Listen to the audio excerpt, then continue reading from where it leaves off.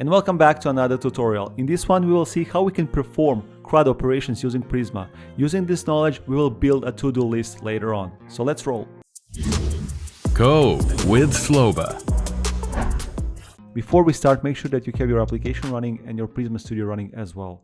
The file that we're going to be using in this tutorial is going to be a Prisma folder. So if you go to the app component and in the Prisma, this is the component or page that we're going to create. But before we do that, we need to make a couple of adjustments. Inside of the components and inside of the navbar, you want to change this URL because at the moment, we don't have any routes that helps us to reach to our Prisma page. So let's remove this query route because we are not going to be using that at all.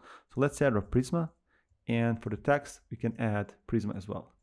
And now we can save this and let's head over to our application. And now if you go to our and refresh our page, we can see that we have a Prisma. So let's head over to the Prisma page and now we can build our CRUD application.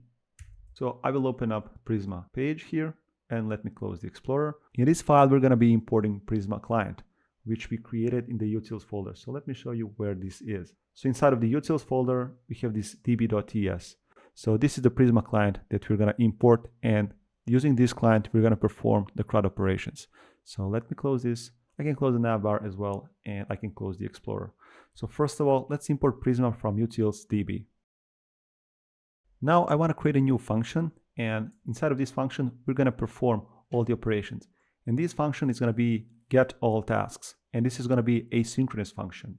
All the operations that we're going to perform are going to be asynchronous, obviously. So the first task we're going to cover is how can we create new record inside of our database. So first, we need to use the Prisma namespace, and we want to access the task and access the create method. So this is the root namespace that you need to access. So prisma.task, and this is the name of the method. Inside of this method, we want to provide an argument of data.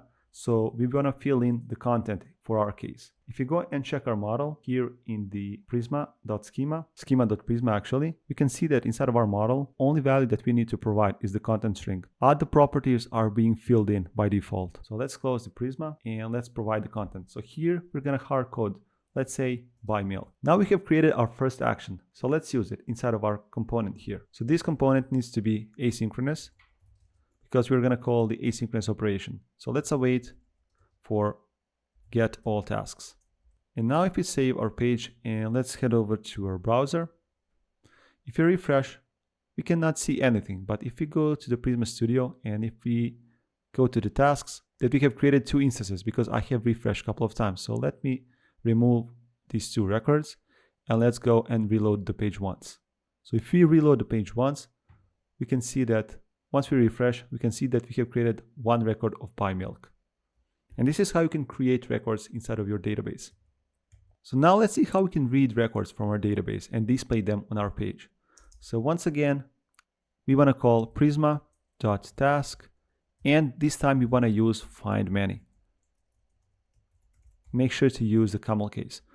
Inside of this, we can provide method for sorting or just leave it as is. Once again, this is going to be asynchronous operation, so we need to await for it. And the results of this operation we can store in a new constant. So let's name it as all tasks. And what we want to do from our function, we want to return the all tasks. So return all tasks. And now we are returning all the tasks from this function, and we can store this in a new variable inside of our function here. So let's create a new variable and let's call it as tasks.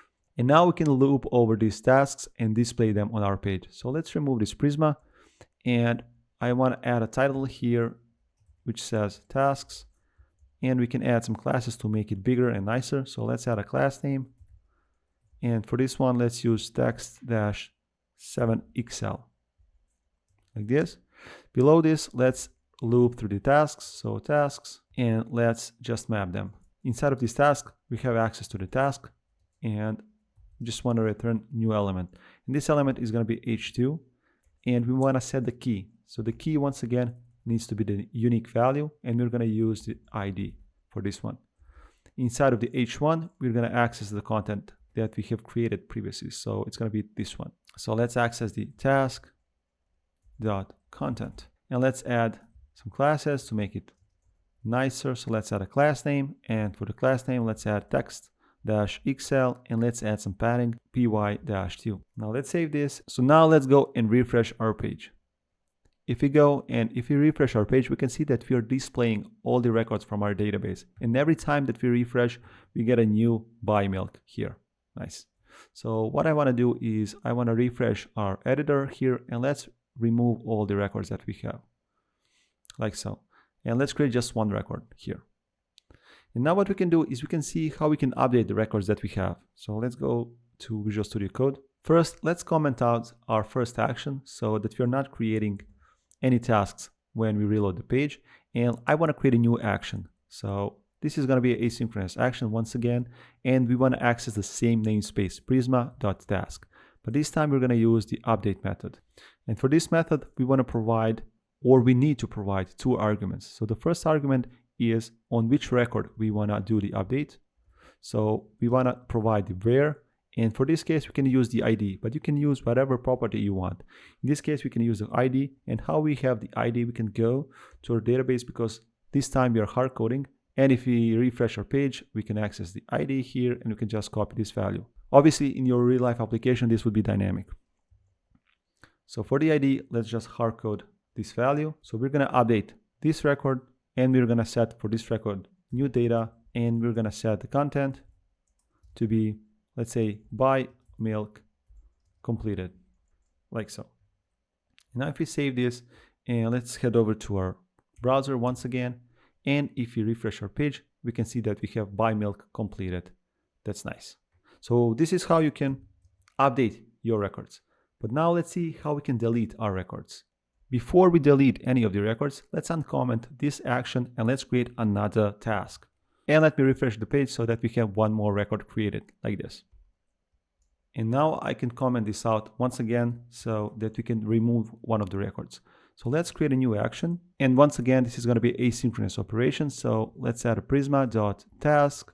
So we are accessing the same namespace, but the name of the method in this case is going to be very descriptive, is delete. Once again, we need to provide where, and for where we need to provide some of the arguments.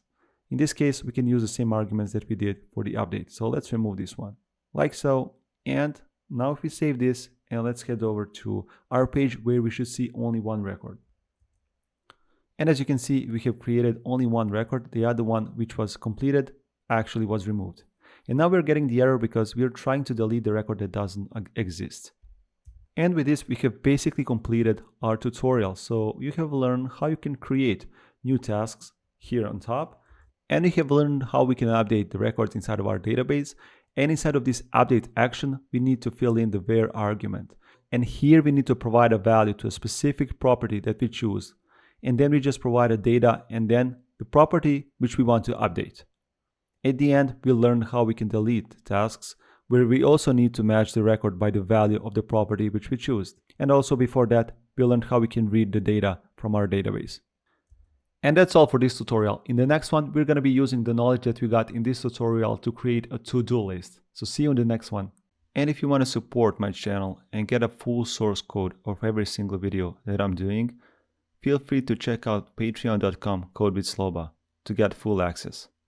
See you there. Well, that's all for this video. And thanks for stopping by. And don't forget to subscribe. Code with Sloba. Thank you for watching the entire video. To see more videos like this, click here.